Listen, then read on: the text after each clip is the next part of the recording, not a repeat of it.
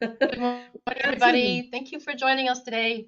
We're going to be talking about some really on-trend things. And Alita, hello. Great to see you, I'll Alita. I'll Welcome. introduce I'll introduce myself and welcome everyone.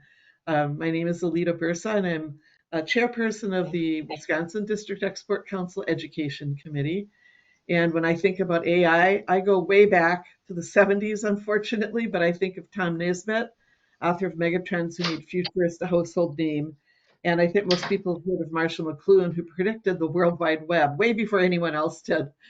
And futurists today are responsible for the term metaverse, which was adopted by Facebook to become Meta.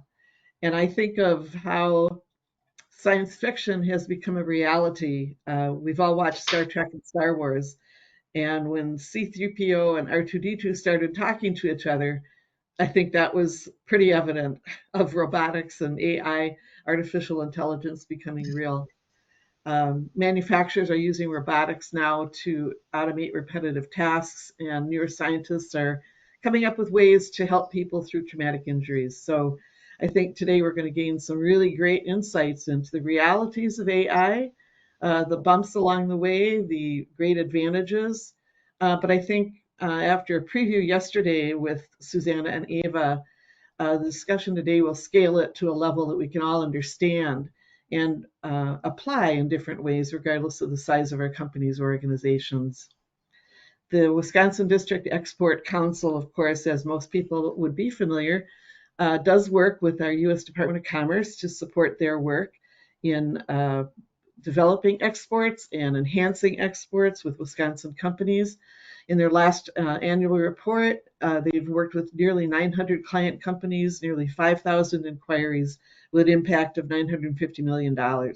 And I think very notably, most of the companies they work with, 77%, are small or medium-sized exporters, and that represents about 1,700 jobs. With all of the work of the U.S. Department of Commerce here in Milwaukee, along with our Wisconsin Economic Development Corp, of course, too, Wisconsin is in about 21st, we're in 21st state place among the 50 states. So we're right in the middle of the pack, just like the Midwest. We have been 17th, 25th, so right now we're in 21st place with our exports. Of course, our largest trade partners are Canada and Mexico and the EU, and then China, Germany, and Australia. I would like to encourage everyone to know that no matter where you are in the state, no matter what you do, or wherever your best potential markets may be, there is an open door through the DEC and U.S. Department of Commerce to resources and assistance. So with that, I'd like to ask Susanna Hardy and Ava Mitzi to take the reins and begin our event. Ada, thank you so much. And thank you also for the whole team at the Wisconsin DEC. Really a tremendous asset and resource for Wisconsin companies. So with all their expertise, their knowledge, their willingness to chip in and help exporters. So we're delighted to be able to talk today about AI. It's something that we're quite actually passionate about. So just while the last of you are logging on there, I think we'll just introduce perhaps ourselves as well. Alita has introduced herself. We also have Chris here, who's also the chair of the International Trade Consultant and on the Go Global Initiative, also for the DEC. And from ourselves, I'm joined by my colleague Ava. Ava is the Strategic Partnership Manager as well as the Business Development Manager for IBT Online. And myself, Susanna Hardy, I'm Chief Content Officer at IBT Online. And just a brief word also on what IBT Online is as a company. So IBT Online is a digital marketing agency. We are what's called a full stack digital marketing agency, which means we cover all aspects of digital marketing from website build, e-commerce to all the aspects of digital marketing.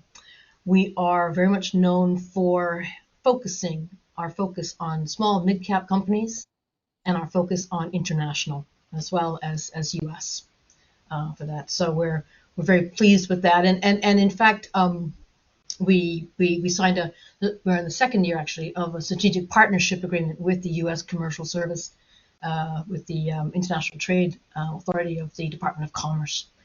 And we've developed these things called online global programs in various US states to help companies navigate the web, to help companies figure out their websites, figure out their e-commerce solutions and their digital marketing. So if you want to learn more, there's lots on our website. So today, I think we'll just jump right in. So we've split the presentation up into five sort of areas, five sections. I'm going to ask Ava to start off, really talking about sort of the future of sales from our perspective, what we're seeing our clients do right now in terms of sales and marketing. And then I'm going to talk a bit about how AI is affecting digital marketing, what it means for your digital assets. When we talk about digital assets, we mean your website and your social media assets and all the things that you're putting online as a company. We thought as well to make AI, to condense it but make it understandable, we'd split it up into sort of 4 buckets, as it were, of that sort of AI value in the marketing, the sales and marketing topics. We'd also give you some use cases to show you some of the effects and show you how some companies in Wisconsin and neighboring states are using AI to really boost their lead generation, their brand awareness, their client nurturing, and so on. We've left you with a little bit of a party bag. After the event, you've got a little bit of an action plan. We've got some resources for you. And please, got questions? Now's the time. We value your time. We respect your time very much. We know that you're all busy. So we're very grateful that you took the time out of your business day to spend an hour with us. Put away the other screen. Put away your phone. Relax, get a cup of tea, spend some time with us, engage, ask the questions that you've never had time to ask before about digital marketing, about e-commerce, about digital brand domains, and AI and how that works. So with that, I'm going to turn to Ava. Ava, tell us a little bit about what we're seeing in the future of sales. Absolutely. Thank you so much, Susanna, and wonderful to be here today talking to businesses who are eager to learn more about smart digital and AI-infused digital strategies. This is absolutely in line with the trends that we're seeing in international trade, in digital marketing, across the AI platforms. So we all know how much time is spent in digital. Now, that is not a new statistic and there's nothing new, but here is just an overall quick recap of the digital headlines, which include a rising population, yes, but also a rising use of unique mobile phone subscriptions and individuals using the internet and individuals using social media.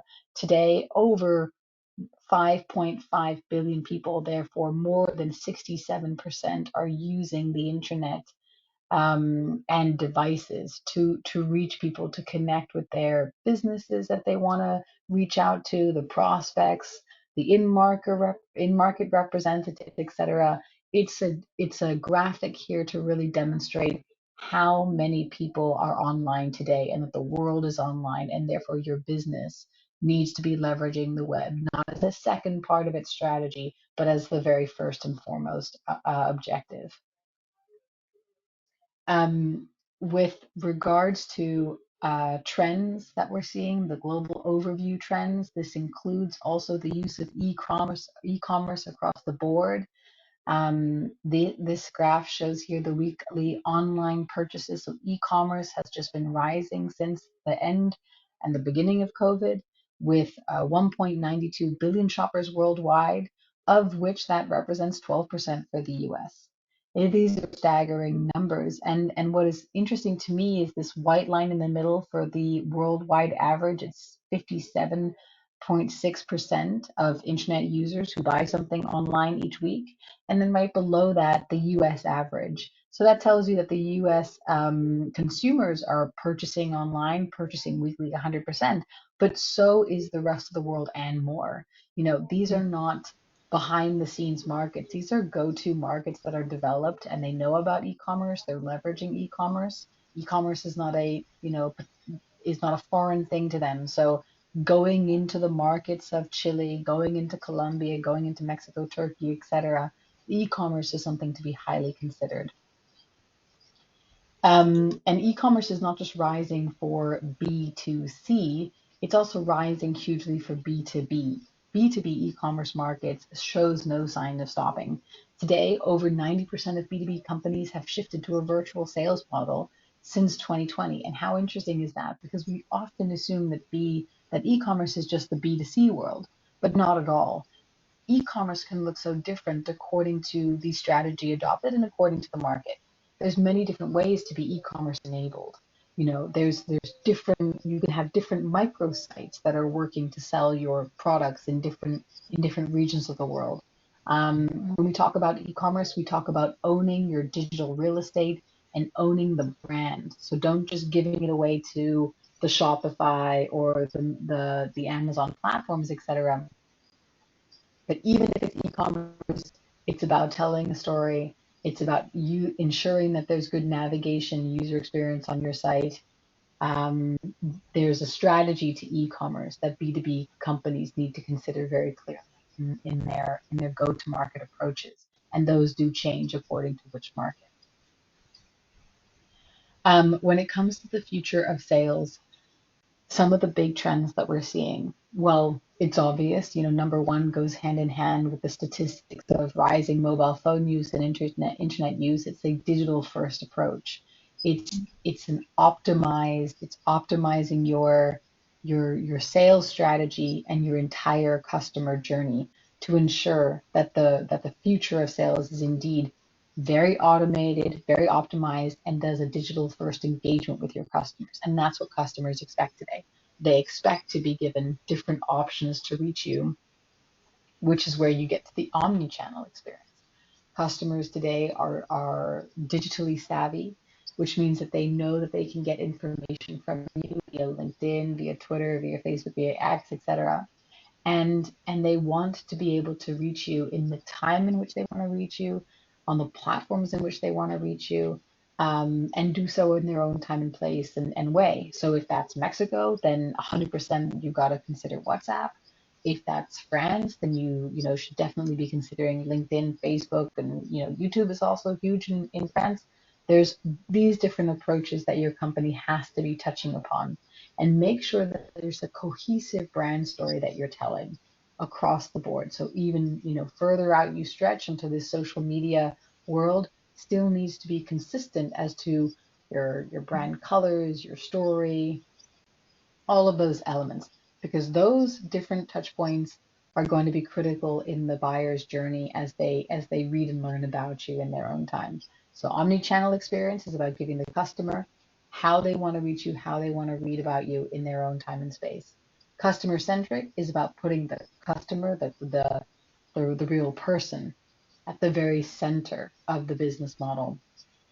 And companies need to invest in a digital strategy and in digital technologies to give their prospects and their customers along the way great personalized experience. AI is another opportunity, along with a lot of other technologies today, to give your customers a better user experience, to better enhance their experience of your brand. These are definitely some of the trends that we're seeing, and it shows no sign of stopping. AI is an incredibly powerful tool, and it definitely can seem very daunting. We're here to break it down for you a little bit, but it's something that is leveraged to your benefit in order to give your customers a much better, transparent, quality experience of your brand. Great. Thank you so much, Ava. Just before I pick up again, I wondered if we could just ask everybody sitting around your desks, how do you feel about your own digital assets? Are you happy with your websites? Are you happy with your with your digital with your digital presence, your digital real estate?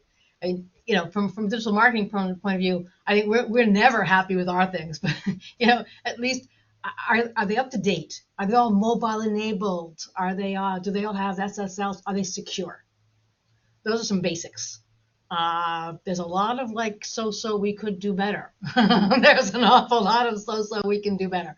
But I thank you all for responding for that. And yes, there's a couple of you that are very pleased with their website, digital marketing. They're performing well. But there's an awful lot of you who are like, we could do better. Anyway, thank you for that poll. There'll be a few others later.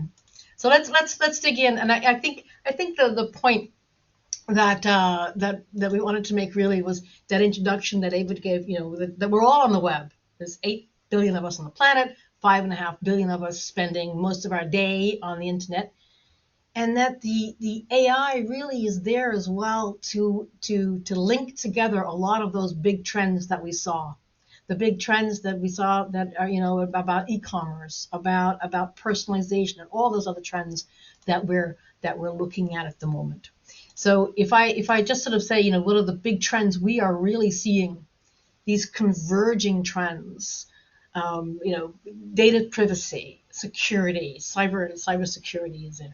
This whole aspect of social commerce, and what does that mean? And it's interesting to me as well. There's such a demand for personalization, not just in e-commerce, but in all aspects of digital marketing. You can't, blasting people with sort of bland emails is really not just ineffective. It's actually negative these days. So just these trends all come together via the e-commerce side, as far as we see. So let's step back a second. So what is this AI? How does it come about?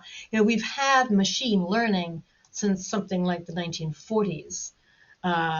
So this is not something brand new. It is the culmination of things. But what has happened recently is really a step change with the generative AI of ChatGPT and others. It is a step change, a paradigm shift as well. So we've had lots of these artificial intelligence before. We've had machine learning, robotics, they continue, artificial neural networks, and now this generative AI. So that there's really a progression, but also now a step change with this on how this is going. And I guess we could say also, with the rise of that generative AI, the rise of something like ChatGPT, the market in the world was very ready to embrace it, whether you like it or not, whether you think it is dangerous or not. It is being swept up, and it is there. 5 days after launch, you had 1 million users of ChatGPT. And it wasn't launched with a lot of fanfare. It was launched like just there like that. So there's a lot of this now, a lot of different types of these large language models, these LMs, and everybody's sort of jumping on them, and you can see lots of different types of very specific ones for specific tasks, and very broad ones like the chats and ChatGPTs, for example, these very open AIs, or these very, very segmented ones. And even companies like ourselves, IBT Online, we basically now have integrated AI into our sales and marketing processes and have developed our own forms of AI to help our clients. So this is something that is very, very real. One of the effects of this has been to see how much AI is being used now on the web. And this is just an example of it being used really almost like a search engine. So a year ago, so on the right-hand side of your slide here, all the top 10 websites of the world, no ChatGPT, no AI in there. There's lots of different search engines which use AI. Google uses AI, obviously. All of them do. But within 1 year, ChatGPT is number 8. Last year, it wasn't even amongst the top 20. And my guess is that in 1 year's time, it will have surpassed X, possibly even Instagram.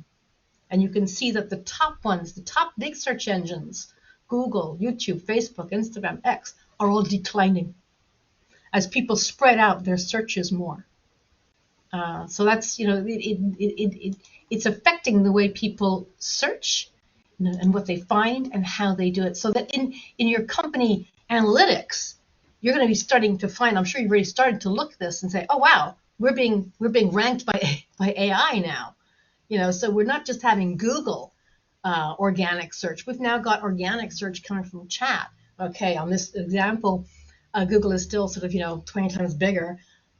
Yeah, 20 times bigger than chat, but it's there, and it wasn't even there 12 months ago, and it is gaining ground. In this example, it's just below ThomasNet. This is a B2B company. So, it is, I guess my point is simply, it's there, it's out there, it is being used. So, we can't really deny AI. We have to accept it, even if you say, I don't like it. Or even if I say, oh, I don't know how to use it, or it's gonna damage the grid system or something. In a sense, as a company, you have to start integrating AI and adopting it and understanding also who the partners you work with are best suited to enable you to drive forward your AI. We could do another poll, but let's continue for a moment first. Let's talk a little bit about what I would describe, how I can sort of put together these, what I call the 4 pillars of AI value in marketing and sales. And I guess there's a couple of things to that. There's, AI has always played a really strategic role in marketing and sales.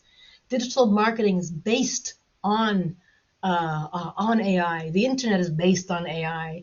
When you go onto Amazon and you buy a pair of glasses, and then it goes, hey, if you like the glasses, why don't you buy this as well? Well, that's AI driven. Those recommendation things are AI driven, obviously. So, AI is very, very much already embedded, totally embedded within digital marketing. Therefore, digital marketing companies are some of the first to really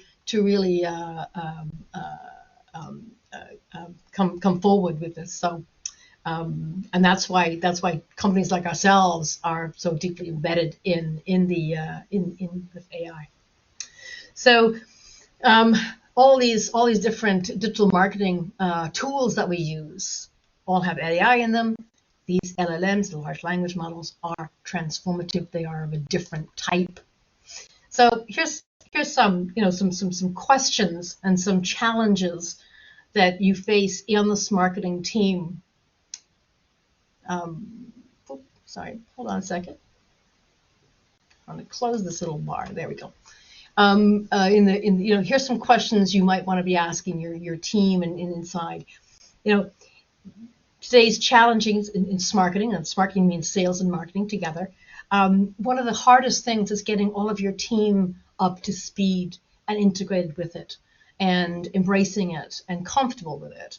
And knowing also the limitations of what you can do in-house and what you need experts for, what you need to hire digital marketing companies like us for, and what you can do in-house. Because there's, it's not always easy to do everything in-house. These are sophisticated, difficult tools. They are not, it's easy enough just to go into chat and say, write me a good birthday card and then make it into a Japanese haiku. That's kind of fun, but that's not how you really drive your productivity and your sales and marketing funnel. You really do need a lot of expertise and a lot of hours spent to do that. So a couple of questions here that you might think about. What are the tech changes to your tech stack that you might have to do? What are the guardrails that you might have to put up, and so on? So these are some of the broader questions. And I think one of the keys really is figuring out the effects of your website. That's one of the first things that you want to look at and say, can I, what effect is AI going to really have on my website, especially if chat's going to be used increasingly as a search engine? How do I then get my website up running and in best practice possible for 2025 and beyond? And as Ava said earlier, this, the future of sales is that you're always also customer centric. Everything on the web is searcher-centric, customer-centric. Your website has to be customer-centric. And that's what we mean when we say respecting your local buyer persona. Your local buyer persona can be, that's someone in Wisconsin, that's someone in California, might be different from someone in Montreal, might be different from someone in Tokyo. These are different buyer personas. You'd have to think about in which way do they react. As Ava was saying, if you want to go to Mexico, make sure you got a WhatsApp. Each market will be defined by it, and you need to meet your buyer persona on the platform and in the way and the time and in the fashion that they want. So that's the challenge that you have, first of all, for your website. And AI is actually really good at helping to really localize websites and get the keywords correct and get the whole user experience, what's called UX, optimized very much. So a lot of these AI tools can now be plugged into websites. Again, it's a little bit techy, and it does need some good solid experience before you blow the whole thing up. So I wouldn't advise just plugging in. These are not plug and play tools. They are tools to be learned and appreciated and worked on very hard. They take a lot of time to really master. But you can really start getting very, very strong reactions and actions from your website using current AI tools as well. So that's important. AI affects also your SEO strategies, your search engine optimization strategies. We said that you want to be ranked now for AI as well as for Google, and generative search and AI empowered platforms.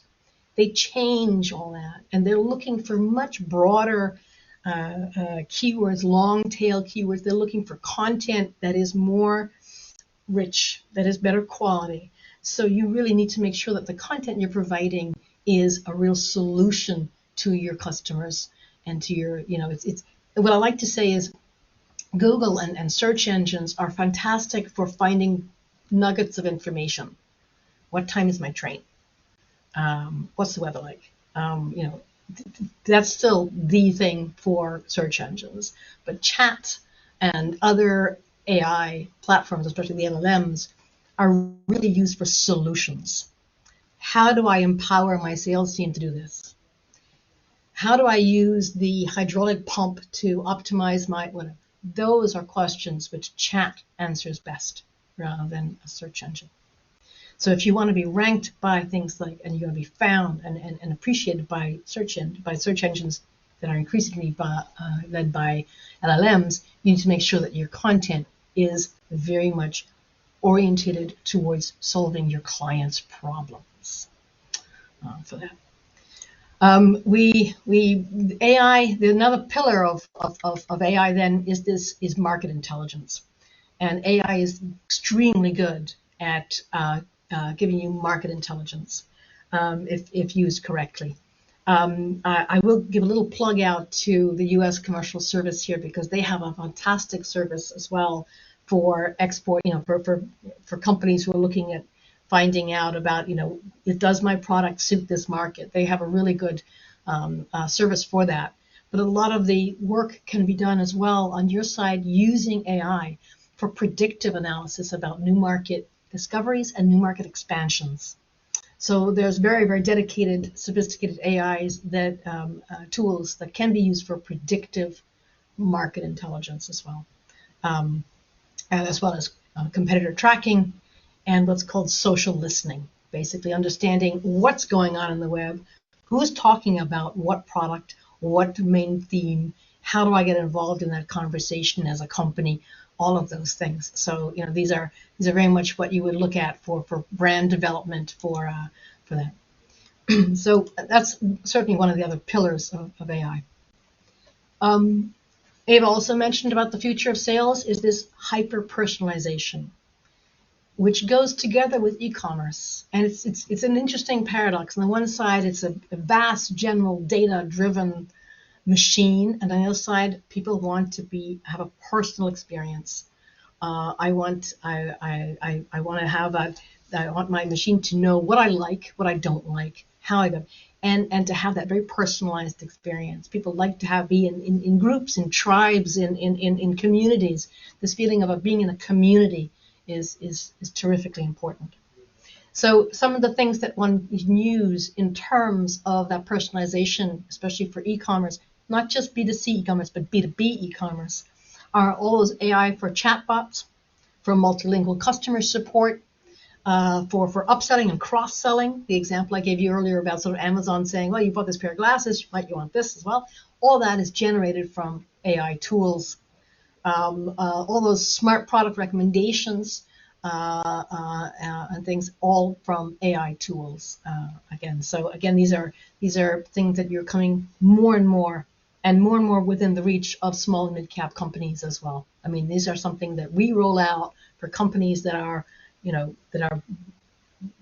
they're often surprised that they're able to do this. Put it that way, and we can empower them through these AI tools to punch way above their weight for this. And that's the beauty also of harnessing AI, is to really just allow this incredible tool, or these multiple tools, to boost your AI, your online presence and brand authority online, and therefore play with the biggest crowd there is.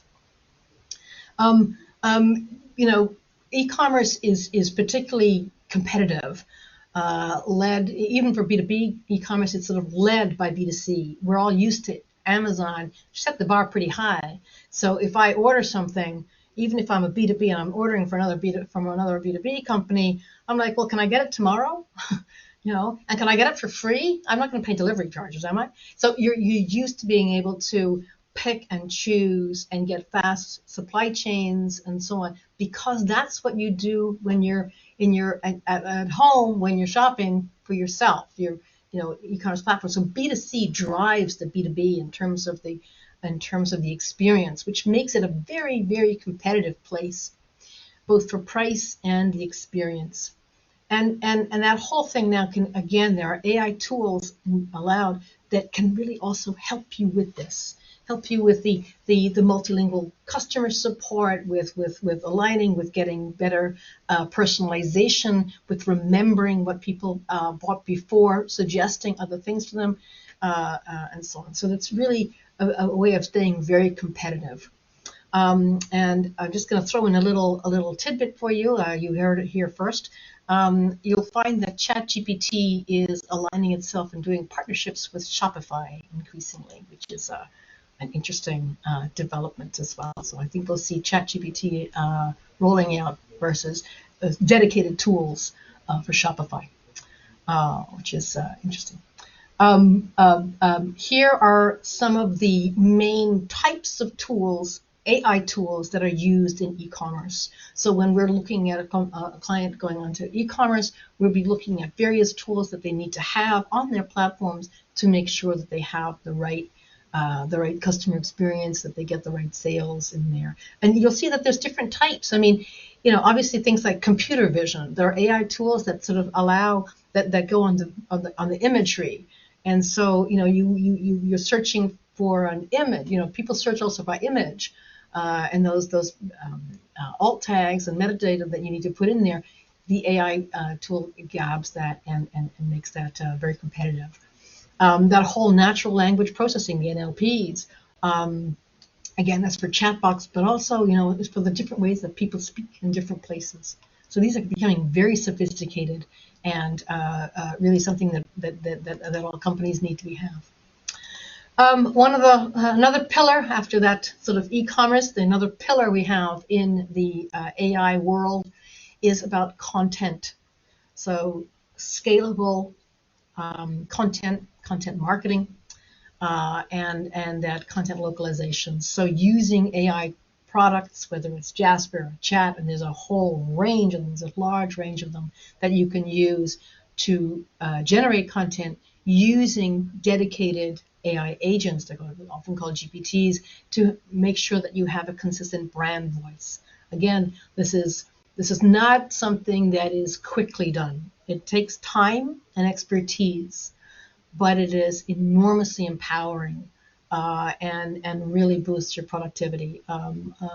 We are basically looking at saving sort of 10, 15, up to 20% easily on productivity on digital marketing for our clients using these types of AI tools for that. And they can be from anything from content generation to very dynamic pricing, which you can also then share with distributors. So a very impactful side.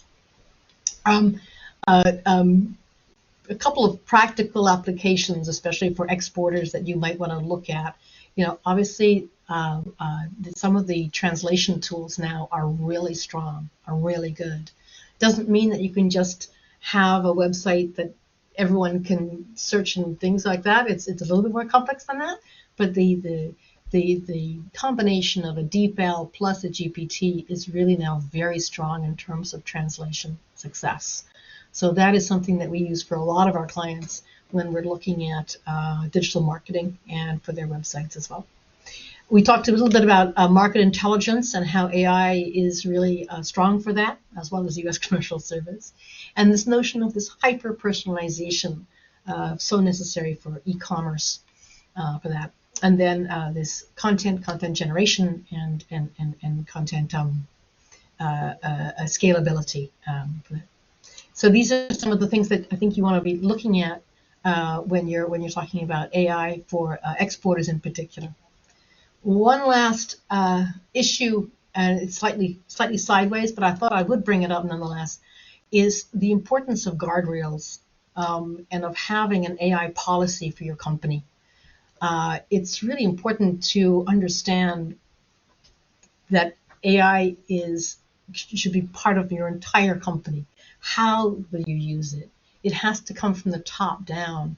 The CEO, the chief marketing officer, your head of sales, have to be sitting around and saying, how are we using this? What platforms are we using? How are we making sure that it's used responsibly, that it's not used with infringement, that it is patented, that we're being respectful, and that everybody is using it correctly.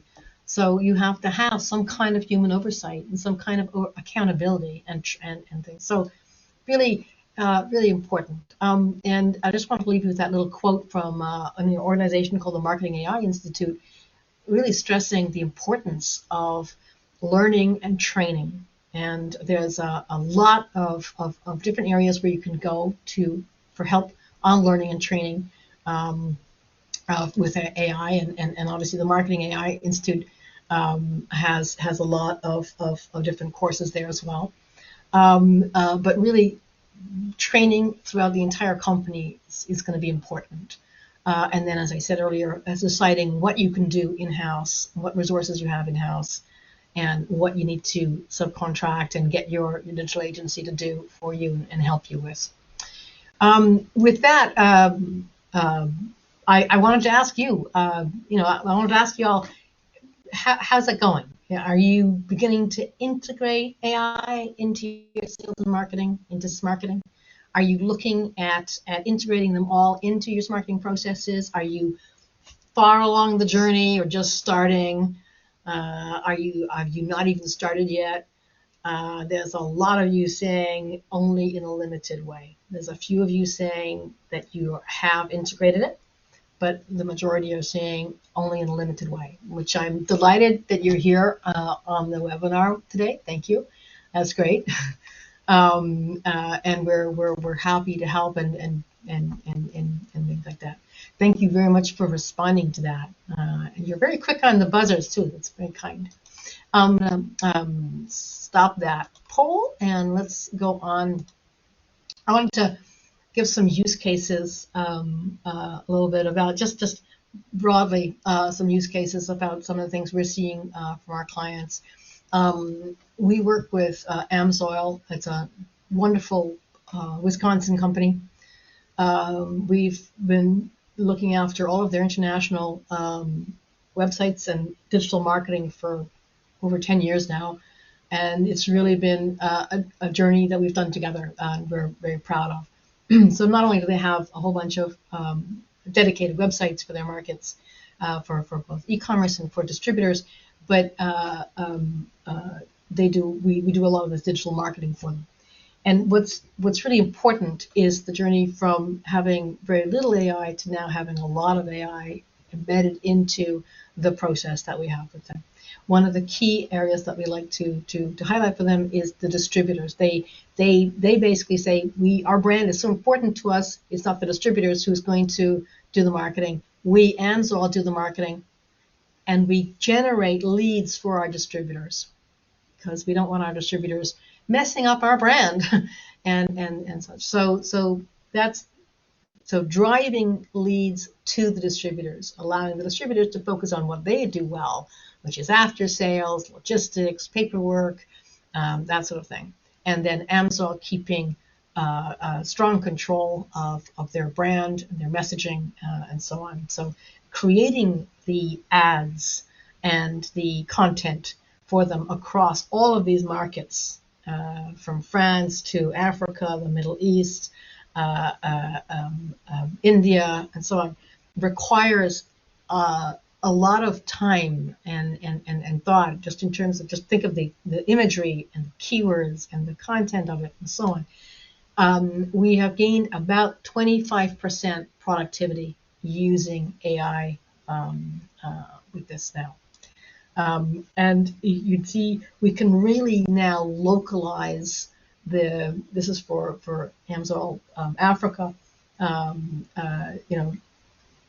We can really localize and fine tune and personalize the ads campaigns in a much stronger way with the visualizations, with everything, and having a very strong effect for their social media line. Another example is I think Petoskey Plastics is actually on the border of Michigan, and they're based in Petoskey, Michigan and Wisconsin. But I thought you'd be nicely familiar with them too, since they're up there, your close neighbors.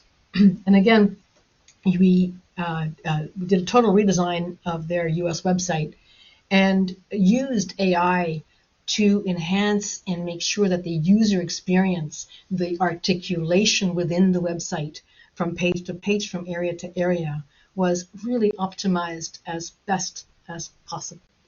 And again, it's been quite a learning journey for that, and it was we were extremely pleased, and I'm proud to say that Petoskey was extremely pleased too, with that user experience that they have with the new website.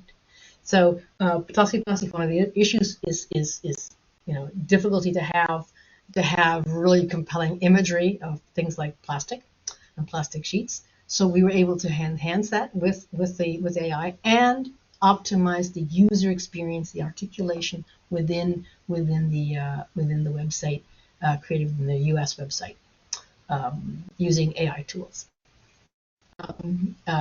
For Pettibone. Again, a company we've worked with many years.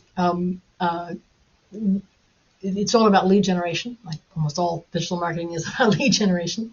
And again, here we're using AI to enhance and really create dedicated and timely social media marketing for them. It's very much targeted at individual audiences, and that can be in the Middle East, where they do a lot of their business, and which has a very, very vibrant online presence and online landscape, but very different from their U.S. business. So their social media marketing in the Arabic world is, as I said, very different, very much targeted towards their local audience. And the AI tools that we use allow us to enhance that specification and that personalization. I just wanted to, one more, again, this is another Michigan company, actually, not a Wisconsin one, but again, a close neighbor of yours.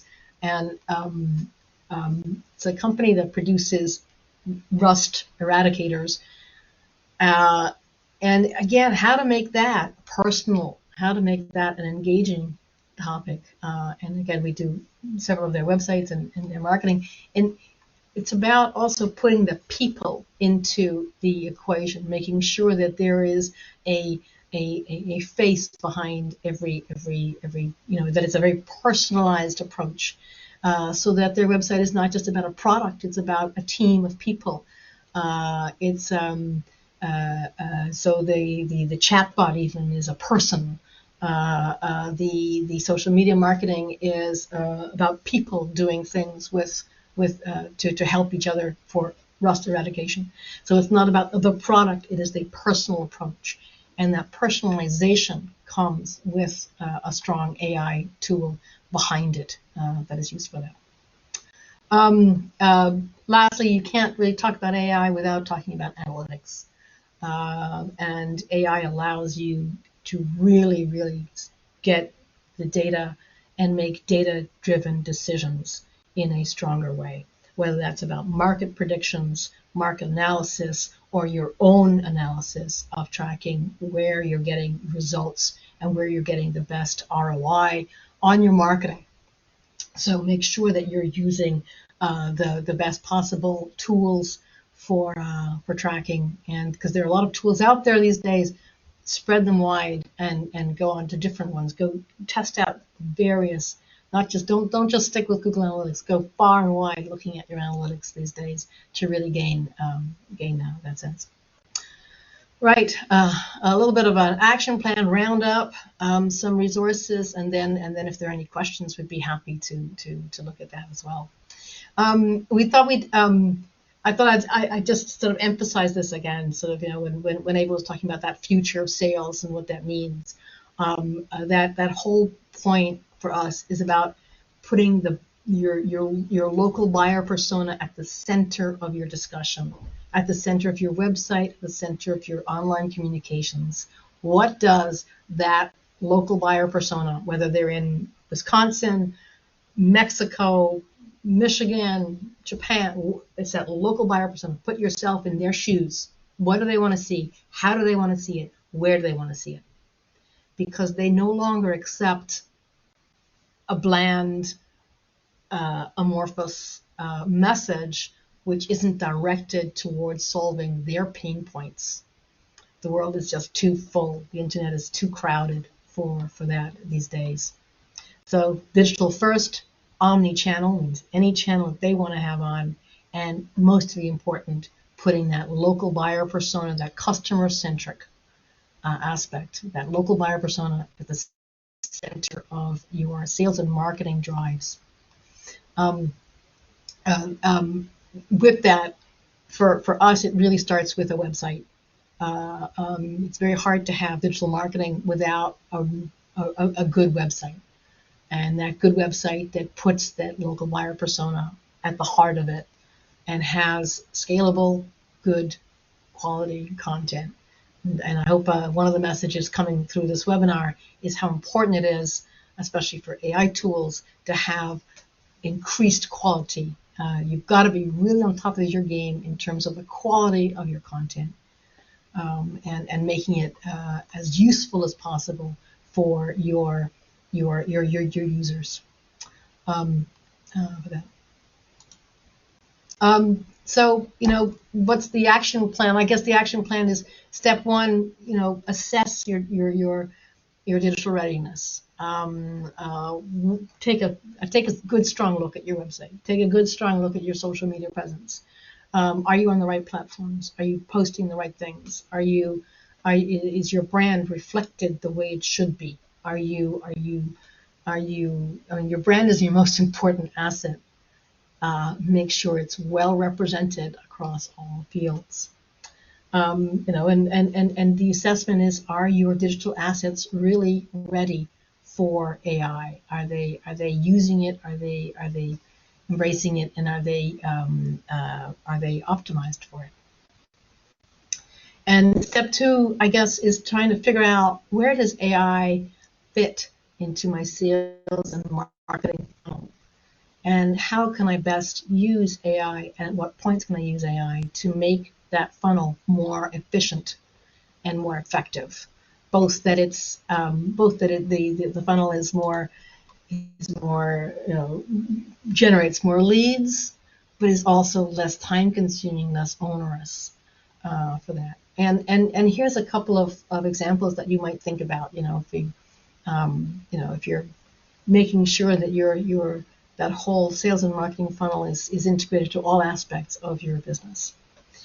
Step 3 for us is launch a pilot project. Keep it well defined, keep it very defined and within people who are clearly accountable. This is what I need to do, and I'm going to be doing this in the following way, and here's my timeline, here's my KPIs, here's my key performance indicators, here's what I've got to achieve, and here are the resources that I've been given to achieve it. So, that's step number 3. It's just trying things out in a very controlled, measured way. Some further learning and tools, there are an awful lot of them. I would suggest going along here, choosing some of these. There's the web resources. HubSpot is a terrific one. There's a lot of free downloadables there as well that you can go. There's our website's got tons of free downloadable resources as well. You're welcome to browse around our website, and as I said, it's mostly it's all for free. So have a look at that. OpenAI does a lot for free as well that you can do. There you go. So there's a lot that you can browse around for and get some. There's both books, YouTube channels, and web resources for you. Again, just a reiteration of the website and digital marketing as a best sales rep. I would say as well, if you have interest, you can let us know, and we'll be happy to give you an audit of your website as well, which we can look at and have a good assessment of. Thank you very, very much. If there's some questions, I'm very happy to stay on, or Alida, if you have questions as well, please, go right ahead. I probably have about 1 million questions. And I found, I really like the high level overview and the context of AI. And I liked that you had some terminology there that we've all kind of heard or seen or read about, but it really helps to put it all in context. I've heard of large language machine learning, but didn't really understand. And I'm sorry, somebody's in the rain, and it's not me, although it is raining in Wisconsin. Susanna, I don't know what your capabilities are there on technology with GoToWeb, but could you possibly unmute if Karine or Chelsea, are they both there? And Chris is on, but I don't know where he's on. Yes, he joined as an attendee rather than a panelist. There's a couple of questions I wanted to answer as well. There's one from Dawn about the Marketing AI Institute, which I use one of the resources that I mentioned. Remember that quote that I gave about and Dawn's just asking if we recommend the Marketing AI Institute for training, or are there other classes you think would be helpful? There's tons. One of the things that Dawn, one thing we did, we had mandatory the entire company, and that meant even an intern or 2 interns, I can't remember, took the basic Marketing AI Institute course. I think it's like $300 per person or something like that. And that's a course, it just gives you a solid base. And we did that about a year and a half or so ago, about a year and a half ago, for the entire company, so that you have an absolute minimum base throughout the company. And I think that was a very good thing to have done. So that's something I would recommend, the Marketing AI Institute. It is good. HubSpot also do a lot of really good training. So it depends if you're already a member of them or not, because that would be a bit more expensive. But they have some free things too.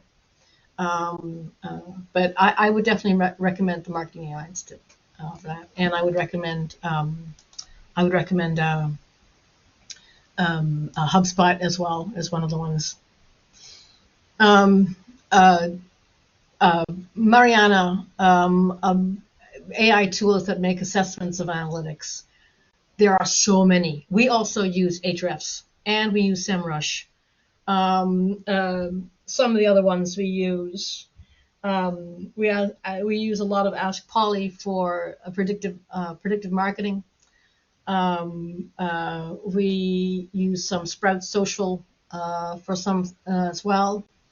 I mean, there's such a long list. But definitely Ahrefs and SEMrush are absolute must-haves for that. It kind of depends what markets you're in as well, and what you're comfortable using. But basically, yeah, Ahrefs, SEMrush, Ask Polly is good. Sprout Social as well. So I would add those two as well. If you're into a broader social listening and predictive analysis, that's not so much of your analytics, but it's more to do with strategies, I think, for that.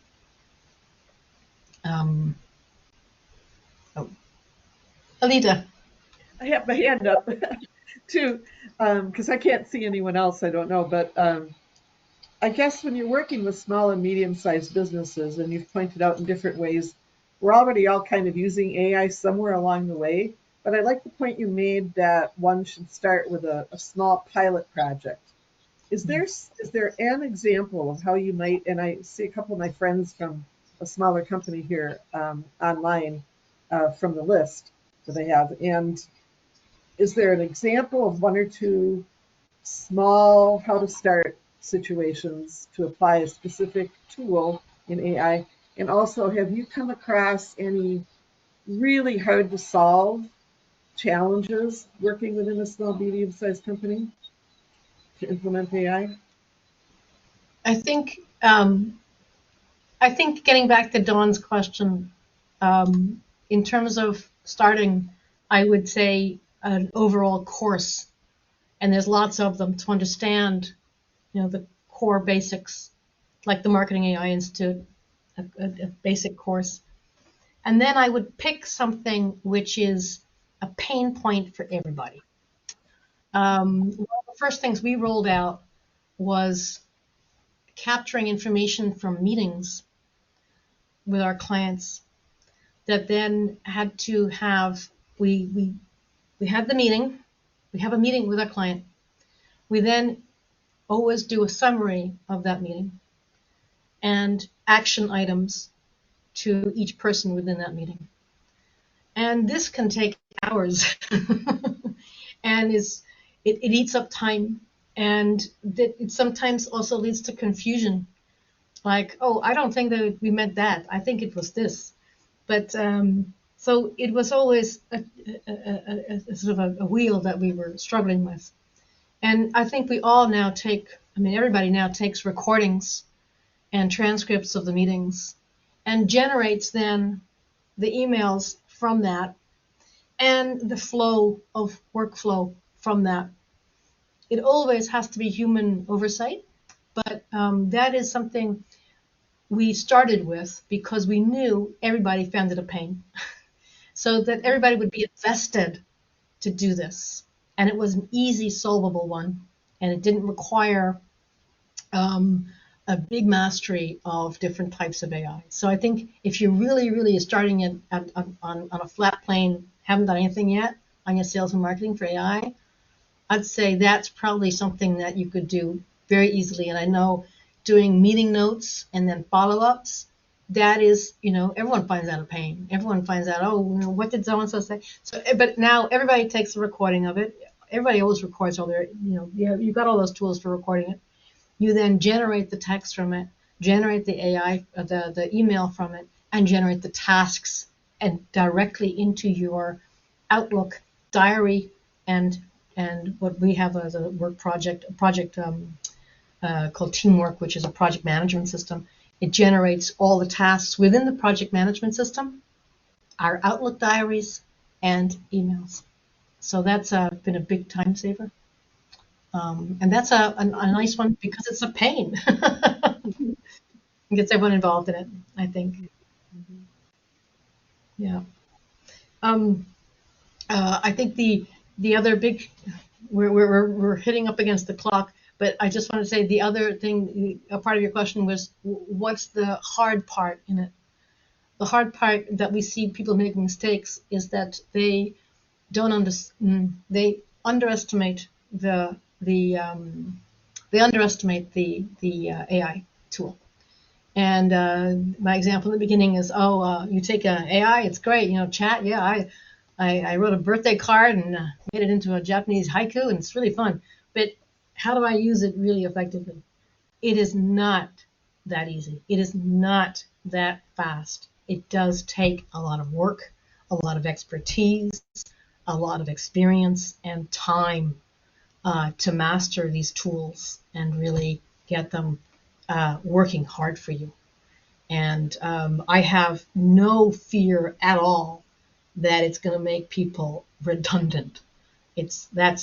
No, it makes people more efficient, but I don't see it making, if you're embracing the AI and saying, okay, we're going to incorporate this, then I need to have someone like IBT Online, for example, or a digital marketing agency doing that part for me. And I need to have another company doing this part. I see that as embracing and fulfilling rather than negation. You really pointed something out there, and I'll not belabor this, but I find, for example, when I'm texting, AI is correcting me all the time, but I don't always catch it. And so sometimes I'll send a text that has the word people instead of probable, something like that. And so I have to pay more attention, even though everything is so much easier. So I appreciate the point you just made about that. Yeah. Right, we've hit up the time. I wanted to thank Alida and also Chris for inviting us to talk about AI and things. That's fantastic. I think Mitchell has his hand up. I don't know if I can unmute you, Mitchell. It's beyond me. Oh, Mitchell, do you have a question? Put it in the chat box. But you will all get a recording of this presentation. If you want the slide deck, please email me, and I'll send it to you. I wanted to thank Alida and Chris and all of you very much for being with us today. Susanna, does everyone have your email? I can put it into the question thread, the chat box. Excellent job today, Susanna. I really love the content, the delivery. There's a lot of great information here, and I hope all that were in attendance passes this on. If you know somebody that wasn't able to attend today, this is definitely, this is some spot on, timely stuff for our Wisconsin companies. I can't gush enough about it. Thank you. You're very kind. Thank you very much indeed. Yeah, thank you. Thanks, Chris. And Anna's email in the text, sh@ibt.onl, if everyone can see it or not. It's real tiny on my side. So again, it's sh@ibt.onl, if anyone would like to email Susanna. Okay. Alida and Chris, thank you so much. And Wisconsin companies, hey, great to have spent a moment with you all. Thank you all very, very much indeed. And we'll see you soon. Take care. We have a everybody. June event. Thank you. Yep, I'll be emailing everyone about the June event, June 24th. So thank you. Thank you, IBT. Thanks to Eva as well. Thank you. Bye now. Thanks all.